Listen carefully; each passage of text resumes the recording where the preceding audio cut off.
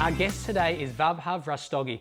His nickname is Rasti. He's a very rare individual. His roots take him back where he was born to India, and he had a very strong passion for property which led him into architecture. And then due to family circumstances, to better support his family, he then moved into IT. And then during his time and tenure in IT, he then moved to Singapore and did his master's in computer science. And then after that, he wanted to challenge himself further and had a desire, a pursuit to get into the investment banking world, to work for one of the big banks. And then during that, he then went and did his MBA, and then went and did his CFA, and then landed a job in one of the big banks and was responsible for managing over $2 billion worth of funds. And he was specializing in the research department.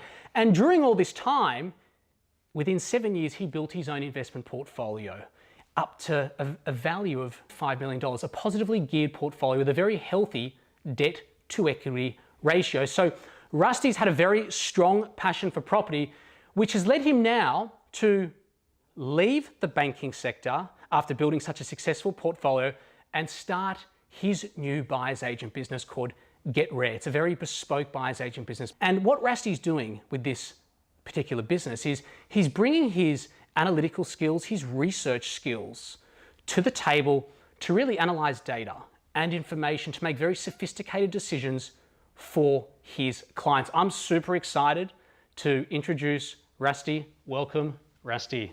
Thank you so much, Ben. Really appreciate that. Yes, I've done it all, and I love it. I love it. And to me, it's all about purpose. Like we talk about property investing is just about properties. To me, it's much more than that. It's about fulfilling your dreams. So I've actually taken more of a consultation approach, understanding what people are after, like what are their desires, what are their wants, and then having an understanding of where they want to be and where they are today, and then bridging the gap through the investing in properties. Got a very impressive background, by the way, and that's obviously, that was your purpose. You were in the property arena there, then you got distracted like I did as well, and like some other people do, which is not a bad thing. I don't mean that in a bad way. And now you're back in the property space, doing what you love. Yeah. How does that feel? It is just amazing. You know, like I remember one of the speeches by Steve Jobs in one of the university, like on the graduation day, and he was talking to the students, and he said something which actually resonated very well with me, is like whatever we do in our college days or whatever we do in our career, they are just the stepping stones. It will take a while for us to figure out like how those dots actually connect. When I was doing architecture, I was very passionate. I was actually doing some projects as well. I was actually merit holder in my university, as well as I got scholarship. But it was just the demand of the time then that I had to support my family. And that's the reason why I actually started in computer science. I actually learned programming on my own, and I got a job while I was actually studying architecture as well. So I had a job offer in my pocket as an IT consultant before I actually finished my architecture degree. Looking back, what I have actually learned in architecture is that we start with the design, we start with the concept. We don't really just come up and start doing the fine details of like where the wiring should look like. We actually start with a concept, like, okay, this is the building, this is what we are thinking about, this is the form, which is the artistic part of it, and the function, the engineering aspect of it, like how it combines together to generate something tangible. Yes. Now, fast forward a couple of decades now, this is what I'm actually doing. Like, irrespective of whether property is related to the architecture, but I'm thinking about designing the life, designing the right way of approaching it, and then coming up with the conforming components that how we should do one thing at a time. I noticed the path of the architecture and then now buyer's agent, and obviously the pieces have come together. But I want to talk about designing the life. If you allow me, I really want to relate a story, you know, like because that has actually got me going. My mother has been a very hardworking mother as a lady. Like she started a business just to support us to get into the right education system. And what I've learned from a story that she told early on in my childhood was that there was a baby elephant tied to a tree. The rope that actually tied it was very thin, but it was strong enough for that baby elephant to be tied to the tree. So the baby elephant tried to break it many times, 1 week, 2 weeks, 4 weeks, and then he forgot about it. Fast forward a few years, that that same elephant is now an adult elephant, still tied to the same thin tree via thin rope. Actually, it's not really a story of elephant. It's a story of our common 9 to 5, like the thing that your t-shirt talks about is, yeah, so, so it's like, it's us in general. Because when we grew up, we had lots of passion, lots of thinking that we really want to do, our desires, but the challenges of the life, got us. Like we always talk about time, money, and energy. It's a fine balance of the three.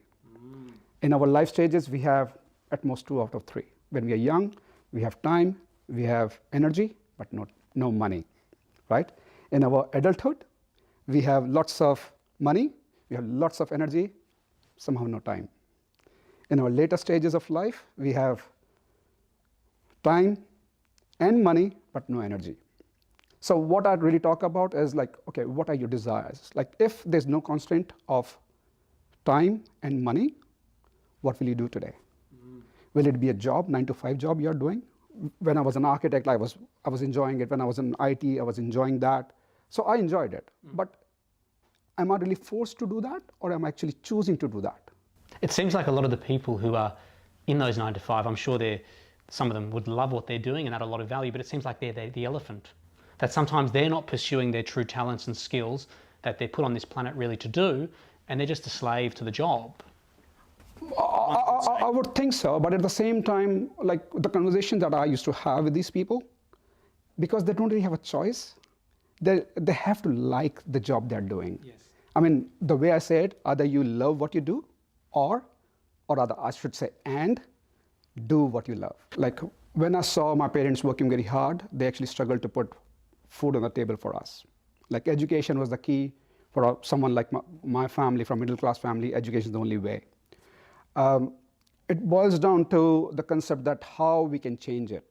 And like for me, the motivation was to make money work harder for you, but then also the need for that kind of a community to do it is at the ground level, the common man. When I was managing a portfolio of $2 billion, I was enjoying it. It was my dream role. Like I was loving it. It was my desired role, like I did hard yards to get into that role, like MBA and CFA amidst GFC. It was not easy to make a switch. I was probably one of the only one among 3 cohorts to make it a switch in that time. But I did it. I was committed. I was enjoying it, but only I realized that I'm actually making rich person richer. So it was not congruent to my value system. My value system was to help the common man live their life, step up, and do what they really want. So I have to take a step back, and I think it was also circumstantial that my property investing was very successful. I probably stuck the winning formula on how to find the properties. And also, by the way, there was a lot of research behind it, like systematically, which came from my way of investing in finance portfolios, and also the knowledge of the architecture, like how the property attributes work and not. At the end of the day, it's not about property, it's about the people. Like the winning formula that I have, I actually... Was that a tipping point? Or was that a point of awareness where you thought, maybe I should become a buyer's agent? Not really. I actually went to Tony Robbins' show, Unleash Your Power Within, UPW, the power within, as unleashes it.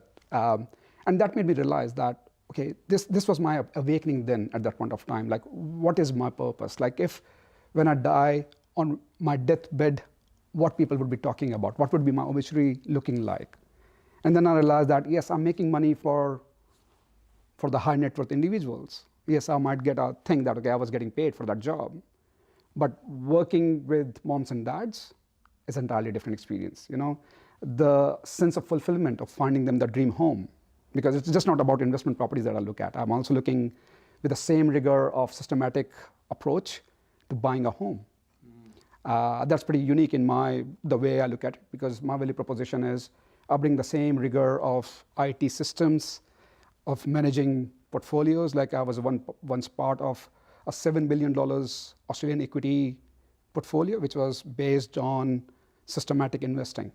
Everyone, when they are looking for a home, has different definition of the ideal home. Yes. So coming from the consultation background, like it's like, okay, what do you like?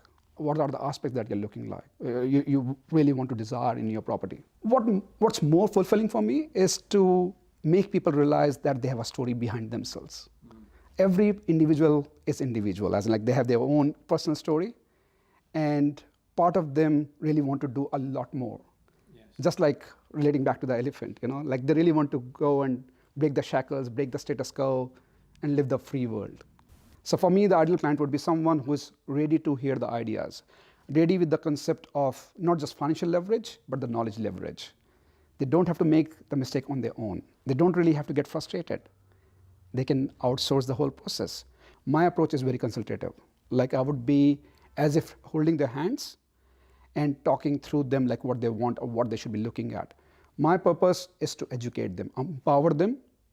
I'm not really saying buy first property through me and buy the second and the third and the fourth with me as well.